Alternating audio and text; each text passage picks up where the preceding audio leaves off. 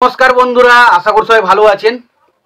তো বন্ধুরা, এখন যে বিষয়টা নিয়ে কথা বলবো, তো সেই ছবিটার নাম হলো সাগর সঙ্গম, যেটাতে অভিনয় করেছেন মিঠুন চক্রবর্তী, আশা পারেখ, রাখি গুলজার, শত্রুঘ্ন সিনহা, অনিতা রাজ, নানা পাটেকর, প্রেম চোপড়া, উৎপল দত্ত। তো এরা অভিনয় করেছেন। তো ছবিটার নাম হচ্ছে সাগর সঙ্গম, যেটা 1988 সালে রিলিজ করেছিল। তো সেই ছবিটাকে নিয়ে এখন কথা বলবো।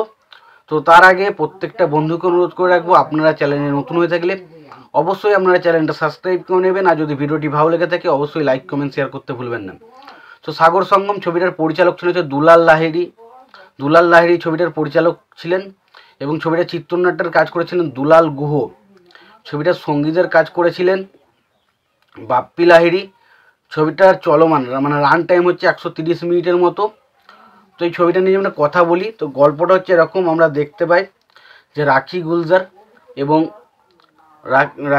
এবং কি পারখে বললাম, রাখি গুলজার এবং আশা পারেখের একটা কাজ করে, এবং একটা টাইমের পর দেখা যায় যে আশা পারেখের যে বর রয়েছে তাকে কিছু মানুষ জেলে ধরে নিয়ে যায় তারা চুরির দায়ে।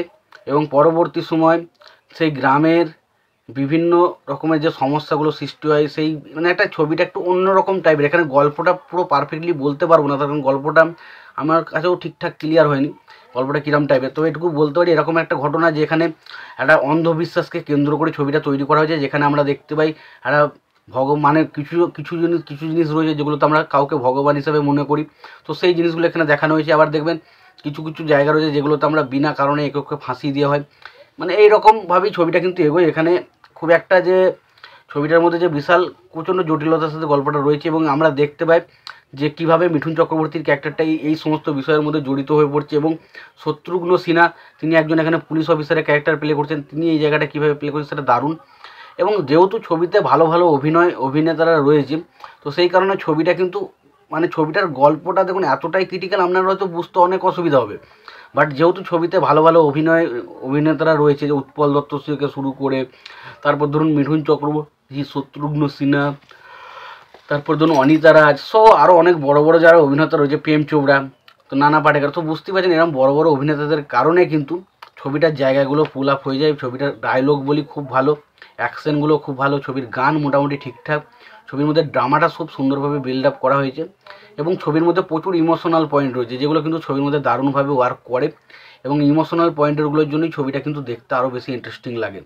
এবার যদি আমরা প্রত্যেকের কাজ বলি, এখানে দেখুন প্রত্যেকের জায়গায় প্রত্যেকের থেকে সেরা। নানা পাটেকর ভাই, তার অভিনয় নিয়ে কী কথা বলবো ভাই, তার ছবি যারা দেখেন এবং তারা সে কী ধরনের অভিনেতা মোটামুটি সবাইকার আন্দাজ করা আছে। এবং পাশাপাশি উৎপল দত্ত, এই মানুষটাকে নিয়ে জাস্ট কথা বলার মতো কিছু নেই। আর উৎপল দত্ত এমন একজন অভিনেতা, সে বাংলা এবং হিন্দিতে যেভাবে কাঁপিয়েছে না, সেটা সত্যি তার অভিনয় দক্ষতা দেখলে আপনি বুঝতে পারবেন। আমি জানি এখনকার যারা বর্তমান যুগের যারা অডিয়েন্স রয়েছে, যারা এই সমস্ত সিনেমা থেকে দূরে থাকেন, তারা উৎপল দত্তর নামটা হয়তো অনেকে জানবেন না, বা অনেকে জানলেও হয়তো সেইভাবে গুরুত্ব করবেন না। বাট সে একজন অসাধারণ পারফর্মার ছিল, এবং অবশ্যই মিঠুন চক্রবর্তী তো রয়েছে, এবং শত্রুঘ্ন সিনহা রয়েছে। বুঝতে পারছেন একটা দারুণ সার্কাস নিয়ে ছবিটা বানানো হয়েছিল। এবং সাগর সঙ্গম ওভারঅল সিনেমাটা একটা ঠিকঠাক সিনেমা, ডিসেন্ট সিনেমা। যদি না দেখে থাকেন অবশ্যই দেখতে পারেন। আর সিনেমাটা দেখে থাকলে আমাদের সিনেমাটা কেমন লেগেছে জানাতে ভুলবেন না। ভিডিওটি ভালো লেগে থাকলে লাইক কমেন্ট শেয়ার করে দেবেন।